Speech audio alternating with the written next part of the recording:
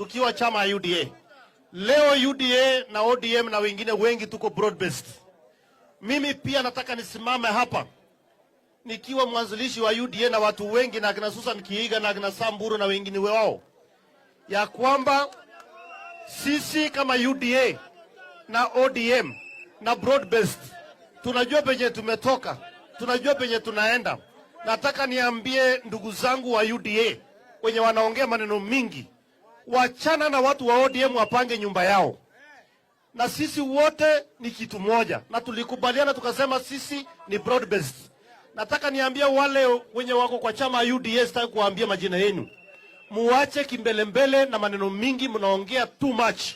Sisi kama UDA na ODM tukiwa na issue tutakaa chini, au viongozi hao wakae chini, watakubaliana. Mambo ya kusema mnaingilia mambo ya ODM, wachana naye. ODM wamekuja broad based, na tumesema tunajua penye tumetoka na tunajua penye tunaenda na tunye tukanyagia break. Ama namna gani wananchi? Si ni ukweli? Ama namna gani? Wangapi wanasema tunataka tuunganishe Kenya? Wangapi wanasema tunataka tuunganishe Kenya? Broad based ikae namna hiyo, isikae namna hiyo. Ikae namna hiyo. Mimi nataka niseme nikiwa hapa Salga. Nimekuja hapa na nimetumwa na rais. Mnazipokea salamu ya rais? Na amenituma na maneno yake, mnazipokea? Kabisa.